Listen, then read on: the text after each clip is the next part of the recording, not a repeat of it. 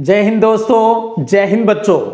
पिछले दो video class में हमने इमरजेंसी की जो पृष्ठभूमि है उसको जाना और साथ में आपातकाल के दौरान है वो किस प्रकार के विवाद हुए और क्या परिणाम हैं वो देखने को मिला, हमने अच्छे से जान लिया है। 25 जून 1975 को देश के अंदर आपातकाल है वो लग जाता है। अब उनके कारणों को भी आप अच्छे से समझ चुके हो। कई कमेंट आए इस प्रकार के कि सर इलाहाबाद हाई कोर्ट के अंदर जो केस चल रहा था, इंदिरा के सांसद वाला जो मैटर था जिसको रद्द कर दिया था 6 साल के लिए, उसका क्या बना। फिर आपको बताना चाहूँगा, इमरजेंसी के दौरान जो कॉन्स्टिट्यूशन है, अपना संविधान है, उसके अंदर काफ़ी चेंजेज है वो कर दिए गए थे उस मैटर को लेकर। जब सुप्रीम कोर्ट में नवंबर 1975 में जब सुनवाई होती है, उससे पहले सारा काम इंदिरा सरकार ने अच्छे से अपना सेट कर दिया था और पहले ही दिन जब सुनवाई स्टार्ट हुई नवंबर में, और वो सारा केस रफा दफा हो गया। क्यों रफा दफा हो गया? क्योंकि उसको सुनने का अधिकार ही अब कोर्ट के पास नहीं था। इस प्रकार के चेंज है वो संविधान के अंदर कर दिए गए थे। तो अब बात को आगे बढ़ाते हैं भी, फिर उसके बाद क्या हुआ। तो देखिएगा, 25 जून 1975 से लेकर लगभग 18 महीनों तक देश के अंदर आपातकाल है वो लगा रहा और धीरे धीरे देश की जो लोकतांत्रिक व्यवस्था है, कामकाज का जो तरीका है वो पुनः पटरी पर आ गया था। अब सरकार को लग रहा था भी अब चुनाव है वो करवा दिए जाने चाहिए। तो अब आपातकाल के बाद देश की राजनीति में अगले 2-3 साल के अंदर क्या चेंजेस देखने को मिले, उस मुद्दे के ऊपर आज की वीडियो क्लास में हम हैं वो सारी बात को एक कहानी के माध्यम से समझेंगे। तो आपको बताना चाहूं, अपना चैप्टर चल रहा है 6ठा, जिसका नाम है लोकतांत्रिक व्यवस्था का संकट। अब आप ये भी समझ गए होंगे भी लोकतांत्रिक व्यवस्था का संकट होता क्या है। तो देखिएगा, लोकतंत्र में जन आंदोलन और राजनीतिक जो पार्टियां होती है वो सरकार की नीतियों का जब गैर संवैधानिक तरीके से विरोध करती है तो उससे देश के अंदर लोकतांत्रिक व्यवस्था है उसके अंदर संकट उत्पन्न है वो हो सकता है, और इसी को कहा जाता है लोकतांत्रिक व्यवस्था का संकट। तो चलिएगा बात को आगे बढ़ाते हैं भी, आपातकाल के बाद देश की राजनीति में क्या चेंजेस देखने को मिले। तो 18 महीने का आपातकाल देखा और उसके बाद जनवरी 1977 के अंदर 6ठे लोकसभा चुनाव की घोषणा हो जाती है। अब आपातकाल के बाद ये जनमत संग्रह जैसा एक चुनाव था।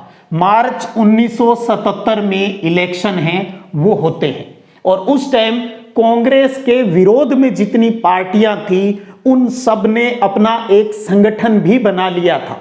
और आपातकाल जैसे ही खत्म हुआ तो बड़े नेता जो गिरफ्तार किए हुए थे उन सबको रिहा भी कर दिया गया और उनको इलेक्शन के लिए टाइम भी है वो बहुत कम है वो मिला। तो उस टाइम विपक्ष ने अपना एक नारा दिया, लोकतंत्र को बचाओ। भी लोकतंत्र को बचाना है अब, यानी इमरजेंसी के उनके अनुसार जो लग रहा था भी इमरजेंसी के जो जुल्म जो सरकार ने किए हैं उनका हिसाब लेना है। और एक नारा और भी चला था, सिंहासन खाली करो जनता आ रही है।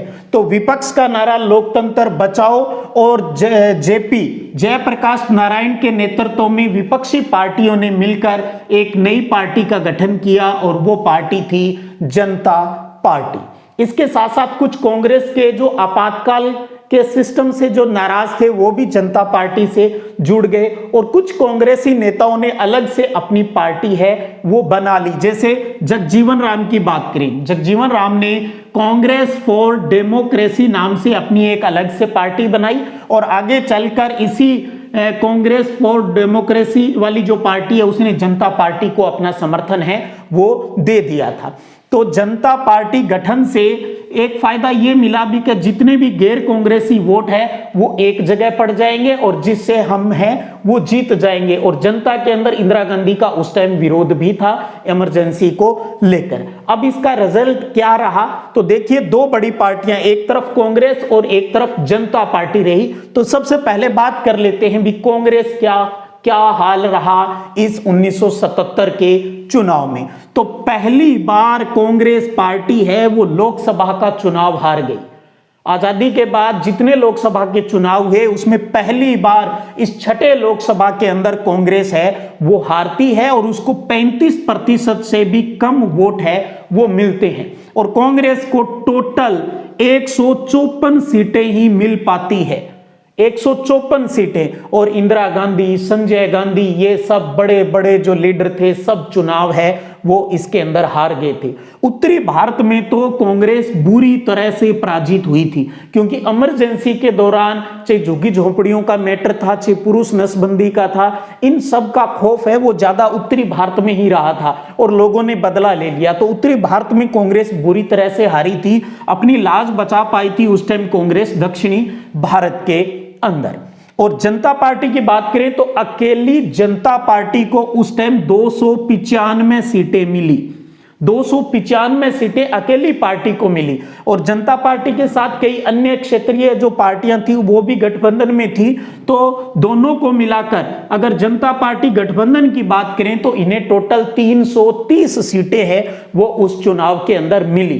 तो अब अपने आप में स्पष्ट हो गया भी छठे लोकसभा चुनाव के अंदर किसकी सरकार बनी, जनता पार्टी की सरकार बनी। इससे पहले हमेशा किसकी बनती रही, कांग्रेस की सरकार बनती रही थी।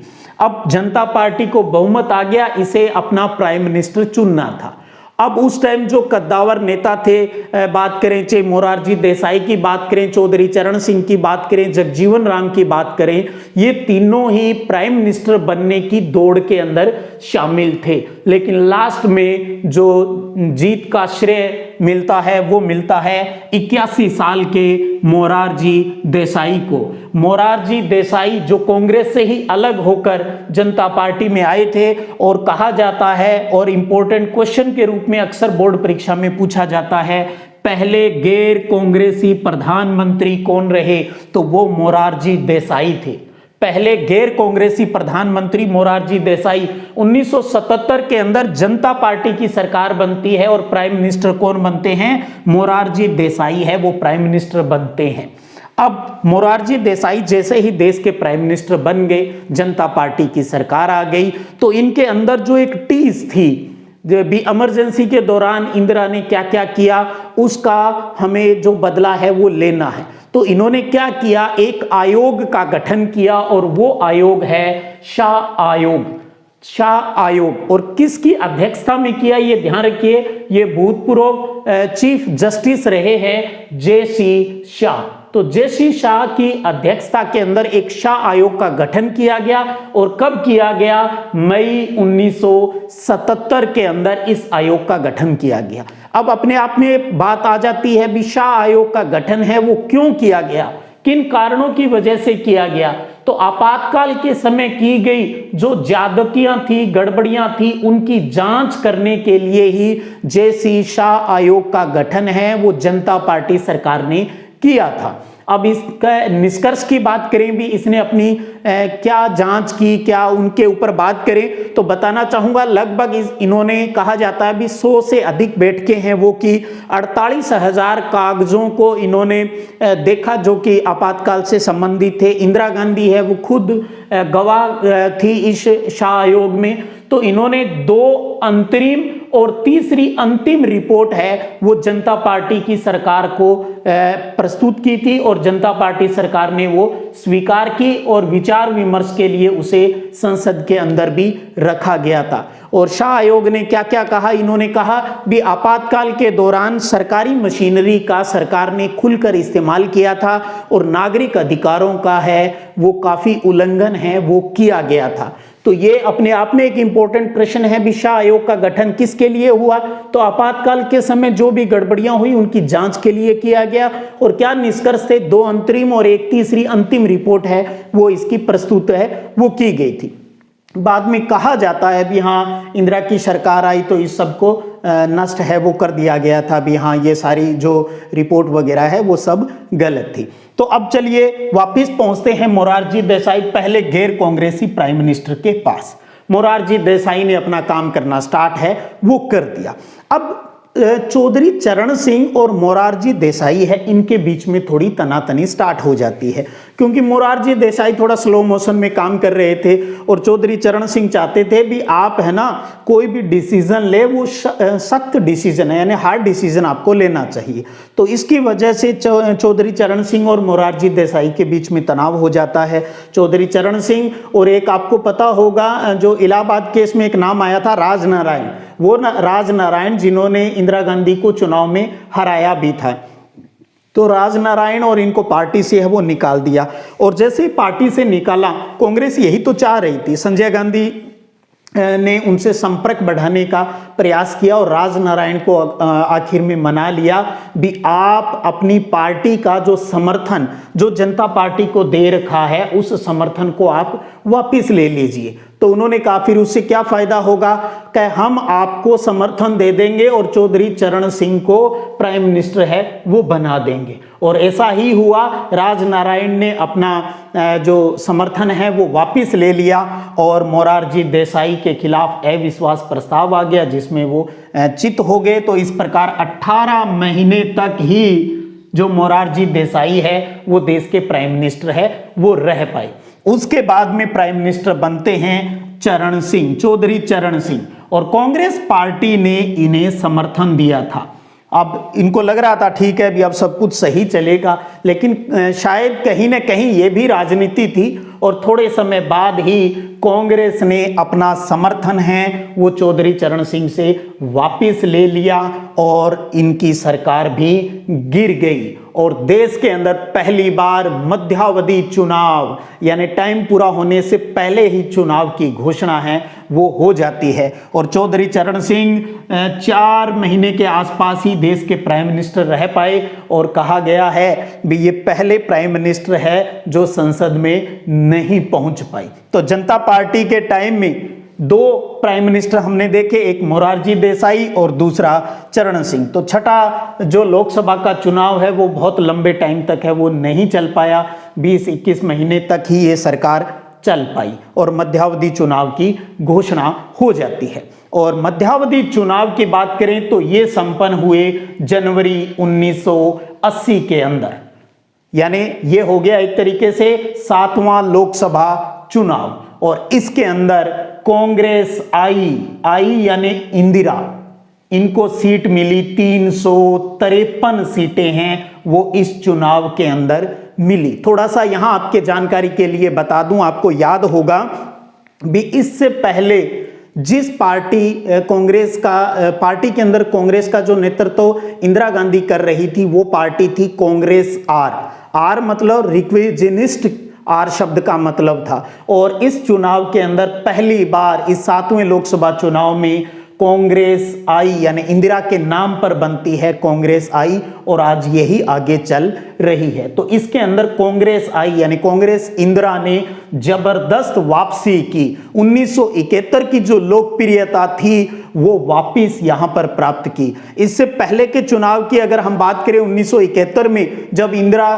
का बहुत बड़ा जो कद है वो हो चुका था, उस टाइम उनको 352 सीटें मिली थी और इस मध्यावधि चुनाव में कांग्रेस आई को 353 सीटें हैं वो मिली थी। अब बात ये आती है भी मध्यावधि चुनाव की नौबत क्यों आई, मध्यावधि चुनाव क्यों हुए, ये भी आपको अच्छे से पता होना चाहिए और बोर्ड की परीक्षा की दृष्टि से ये एक इंपॉर्टेंट क्वेश्चन है वो भी बनता है। तो देखते हैं भी क्यों नौबत आई, क्योंकि उस टाइम सरकार किसकी थी, जनता पार्टी की सरकार थी। तो इसका मतलब जनता पार्टी सही तरीके से काम है वहां नहीं कर पा रही थी, यही तो रीजन रहे होंगे। तो उन्हीं के ऊपर बात कर लेते हैं। पहली बात हम कह रहे हैं भी जनता पार्टी के पास कोई एक साझा कार्यक्रम है वो नहीं था भी हम हमारे गठबंधन को किस प्रकार से है वो आगे बढ़ाएं। और देश में कोई भी बड़ा बदलाव है वो जनता पार्टी नहीं कर पाई थी भी ताकि जनता इनके पीछे चले, इन पर विश्वास करे, ऐसा कोई चेंज नहीं कर पा रही थी। उन्हें लग रहा था भी सब कुछ है वैसा का वैसा ही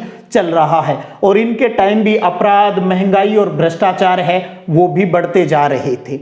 और आपसी जो पार्टी थी, जनता पार्टी के अंदर आपसी लड़ाई है वो बहुत ज्यादा हो रही थी जिससे पार्टी है वो काफी कमजोर होती होती जा रही थी। और कहा गया है कि पार्टी काम पर कम ध्यान दे रही थी और सत्ता के संघर्ष पर है वो ज्यादा ध्यान दे रही थी। और आपने अभी यही देखा भी मोरारजी देसाई केवल 18 महीने और चौधरी चरण सिंह केवल 4 महीने तक ही प्राइम मिनिस्टर रहे। अरे जिन उद्देश्यों के लिए आपको बनाया गया था उन उद्देश्यों की यहां पर किसी प्रकार से कोई पूर्ति नहीं हो रही थी। तो लोगों को पुनः याद आई, किसकी याद आई? इंदिरा को। और नारा चल रहा इंदिरा बुलाओ देश बचाओ, इंदिरा बुलाओ देश बचाओ, ये बातें चल गई। और शायद ये उचित समय था इंदिरा के लिए, क्योंकि मैदान साफ हो चुका था, कर मैदान फतेह, और इंदिरा ने मैदान फतेह कर दिया। 353 सीटें हैं वो जीत कर पुनः देश की प्राइम मिनिस्टर है वो बनती है। तो इस प्रकार से आपने देखा इस चैप्टर के अंदर पूरा जो लोकतांत्रिक व्यवस्था के संकट की बात है, इसके अंतर्गत भी आपातकाल के पीछे के रीजन हैं उनको हमने जान लिया, आपातकाल के दौरान क्या हुआ, आपातकाल के बाद की जो राजनीति है उनके अंदर, उसमें देश के अंदर क्या क्या चेंजेस है वो देखने को मिले। अच्छे से इस सारे सिस्टम को हमने यहाँ पर जान लिया। अब अगले चैप्टर की अगर हम बात करें तो अगला चैप्टर आपका 7वां चैप्टर है। इसके अंदर भी हम लोकतंत्र में कुछ और जो तनाव आ सकते हैं उनके ऊपर बात है वो की गई है, यानी जन आंदोलनों का उदय है उसके ऊपर बात है वो अगले चैप्टर में की गई है। तो ये भी लोकतंत्र के लिए एक तनाव का जो मैटर है वो रहता है। तो उस चैप्टर के सारे वीडियो आपको प्लेलिस्ट के अंदर हैं वो मिल जाएंगे, और प्लेलिस्ट आप चैनल के ऊपर भी देख सकते हो और नीचे डिस्क्रिप्शन है उसके अंदर भी आपको सारे वीडियो हैं वो मिल जाएंगे। और इसी प्रकार टॉपिक को आगे बढ़ाते हुए हम और इस सिलेबस को अपना फिनिश है वो करेंगे। और आपने देखा भी पूरी कहानियां है वो आपस में जुड़ी हुई है और हर चैप्टर एक कहानी के माध्यम से आगे बढ़ रहा है। और बार बार कहता हूं इन कहानियों को अच्छे से सुन लीजिएगा, फिर चाहे एग्जाम में किसी प्रकार के प्रश्न आए वहां कोई दिक्कत है वो नहीं होती। लेकिन हाँ, पाठ्य पुस्तक को रीड आउट करना बंद मत कीजिएगा, पाठ्य पुस्तक पर विश्वास कीजिएगा। कहीं आप पासबुक्स के चक्कर में घूमते रहें, पाठ्य पुस्तक सबसे बेस्ट फ्रेंड है वो अपनी होती है। चलिए अगले सेशन में बात करेंगे नए टॉपिक के साथ, एक नए चैप्टर के साथ, एक नई कहानी के साथ। तब तक जय हिंद, जय भारत।